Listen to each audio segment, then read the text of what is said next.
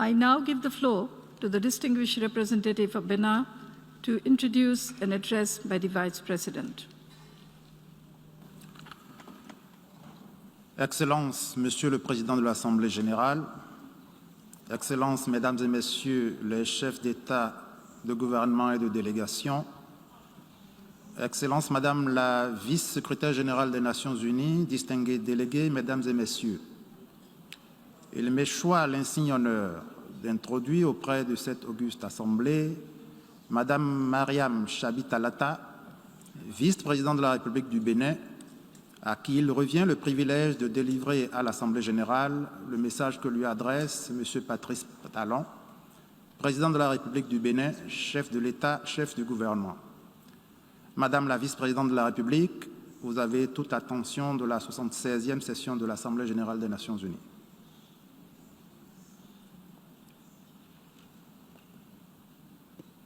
Monsieur le Président de l'Assemblée générale des Nations unies, Excellences, Mesdames et Messieurs les chefs d'État et de gouvernement, Excellences, Monsieur le Secrétaire général des Nations unies, Mesdames et Messieurs, Son Excellence, Monsieur Patrice Talon, Président de la République du Bénin, empêché, m'a chargé de délivrer en son nom l'allocution dont la teneur suit.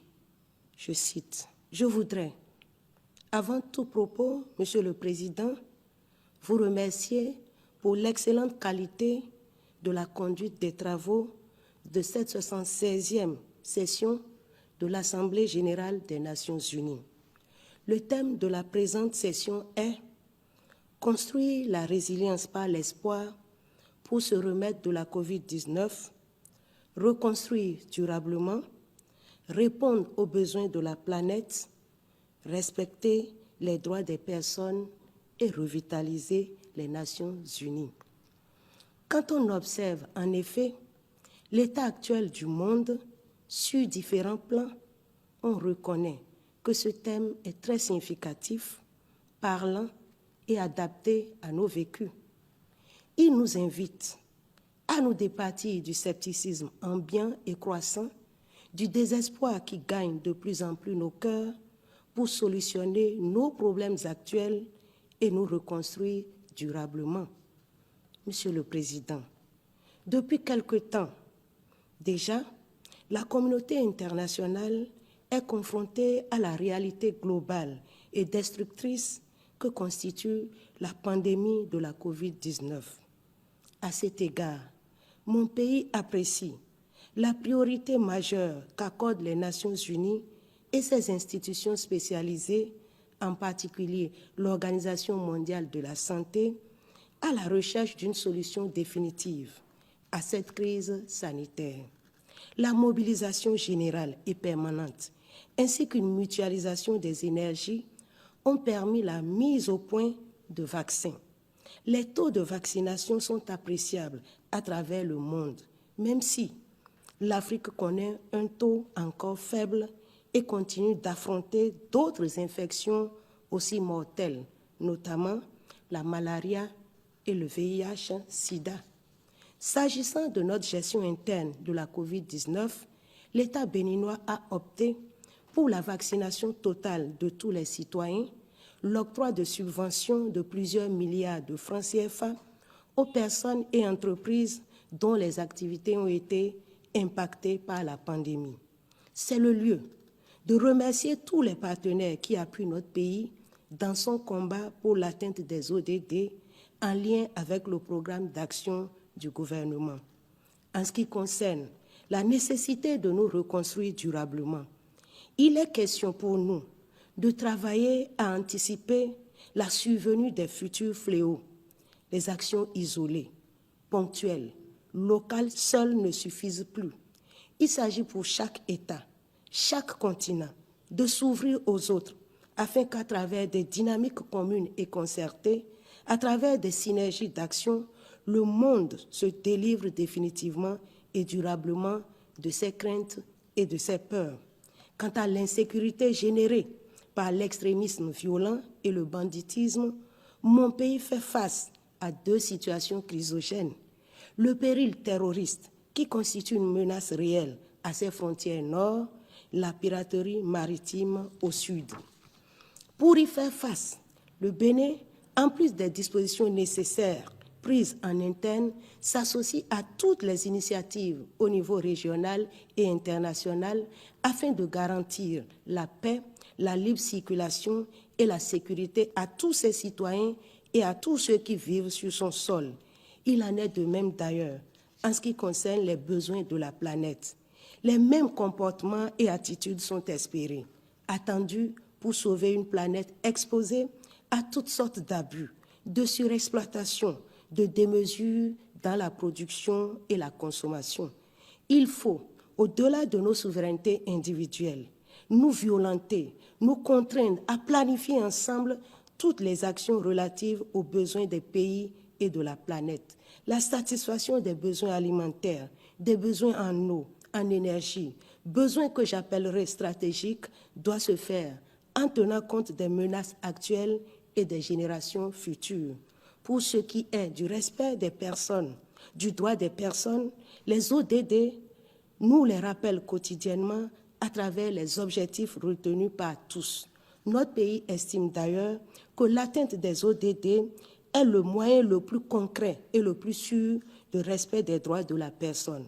C'est pour cela que notre pays se bat pour mobiliser, à travers différentes stratégies, des ressources devant permettre à nos concitoyens d'avoir accès à un système alimentaire adéquat avec des cantines scolaires dans l'ensemble du pays, une éducation de qualité tout le long de la vie, des soins de santé à travers le système d'assurance pour le renforcement du capital humain ARCHE qui protège les plus démunis, l'eau potable par l'extension de nos réseaux de distribution, l'énergie par l'extension du réseau électrique et les énergies propres. Aujourd'hui, grâce à l'émission avec succès d'Eurobond ODD, notre pays a pu mobiliser l'essentiel des ressources indispensables à l'atteinte de la majorité des ODD. Au plan politique, avec la réforme du système partisan, l'organisation régulière des élections, la bonne gouvernance et la lutte contre la corruption, le Bénin garantit à ses citoyens la jouissance des droits de la personne.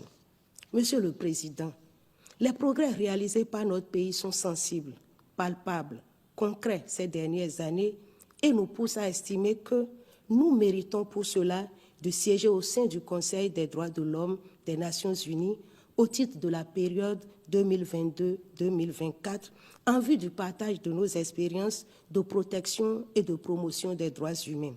Cette tribune est donc pour moi une occasion solennelle de rappeler que la candidature de notre pays a déjà été formellement endossée par l'Union africaine. Fort de cet appui de proximité, nous invitons également l'ensemble des pays membres des Nations Unies à soutenir la candidature béninoise lors des élections qui auront lieu à New York en octobre 2021. Monsieur le Président, enfin, sur la question de la revitalisation des Nations Unies, il faut absolument une réforme de l'institution avec pour socle l'égalité, la justice et la solidarité entre les États membres. Les temps ont changé, le monde a évolué, notre institution doit aussi évoluer, s'adapter à son temps. Nous en appelons à l'esprit de consensus de tous pour faire des Nations Unies une institution moderne, libre et juste. En attendant cette échéance, mon pays réaffirme son soutien aux initiatives diplomatiques visant la création d'un État palestinien viable, doté des attributs de la pleine souveraineté internationale et vivant dans une coexistence pacifique avec l'État d'Israël. Le Bénin soutient également les efforts des Nations Unies destinés à trouver une solution définitive à la question du Sahara occidental. Mon pays, enfin, reste solidaire de la résolution adoptée par le 34e sommet de l'Union africaine en février 2021 à Addis Abeba sur le blocus économique imposé à Cuba. Et les États-Unis d'Amérique réaffirment la nécessité d'y mettre un terme au nom de la promotion de la paix et du développement.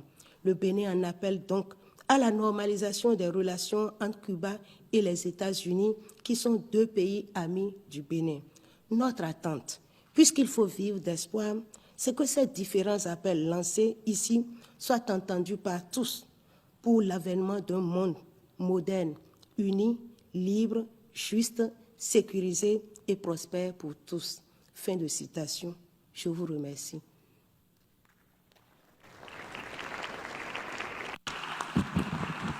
On behalf of the General Assembly, I wish to thank the Vice President of the Republic of Benin for the statement just made.